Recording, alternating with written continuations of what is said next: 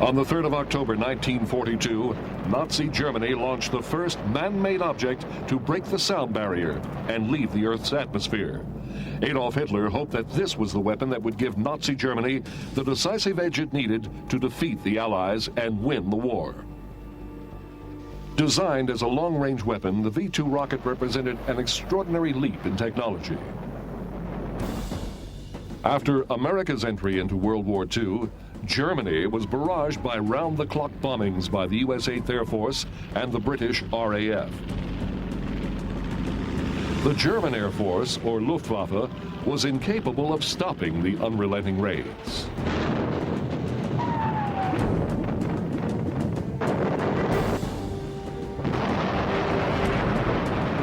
When German experiments in rocketry succeeded beyond anyone's expectations, Hitler believed he had found the answer to his problem.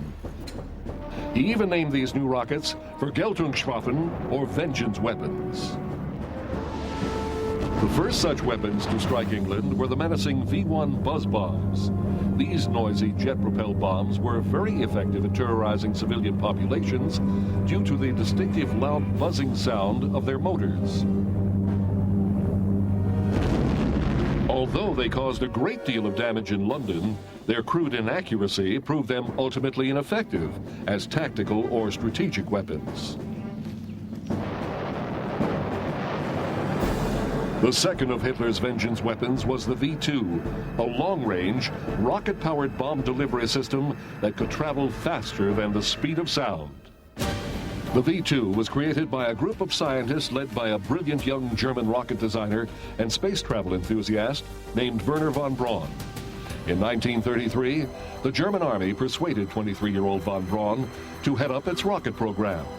Although von Braun had little desire to create weapons, he could not turn down the unlimited resources offered by the army to perfect his giant rocket. Von Braun's masterpiece was 46 feet long, 5 feet in diameter, and weighed 14 tons. It took 10 long years of trial and error to perfect the gyroscopic guidance system and the liquid oxygen and alcohol mixture that gave the rocket its power.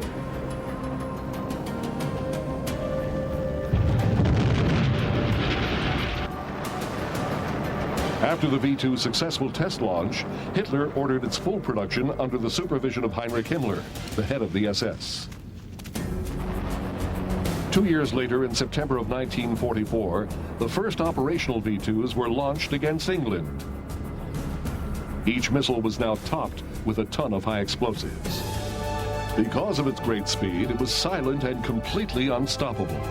Ironically, its stealthy silence made the V-2 far less effective as a terror weapon than its predecessor. Hitler had hoped that his vengeance weapons would shatter the morale of the Allies and force them to sue for peace. But eventually, even Hitler realized that the V-weapons were not going to win the war for the Third Reich. Sadly, it is now known that more people died making the V-2 than were ever killed by it. Over 20,000 slave laborers at the Mittelwerk V-2 plant died from starvation, exposure, and exhaustion while under the control of Himmler and the barbaric SS. When von Braun protested the treatment of his workers, he himself was thrown into prison for a time. His driving passion had always been to put a man on the move, and he even told a friend that the V-2 rocket he had designed worked perfectly, except that it landed on the wrong planet. With Germany near defeat in the spring of 1945, the race for the intellectual spoils of the war was on. Von Braun and his associates fled to Bavaria to surrender to the Americans, rather than risk capture by Russia's approaching Red Army. All but one of von Braun's 125 top engineers went to the United States. The U.S. Army confiscated hundreds of V-2s and the entire archive from the Nazi secret underground rocket plant near Nordhausen. This would provide the cornerstone to America's own fledgling rocket program. Over the next 12 years, von Braun and his team built upon the principles of the V-2 design to create the Redstone rocket, which carried America's first satellite into orbit in 1958. This rocket would evolve into the intercontinental ballistic missiles that now form the backbone of America's strategic nuclear arsenal. In 1959, von Braun became the head of NASA and was finally given the opportunity to reach his boyhood dream of putting a man on the moon.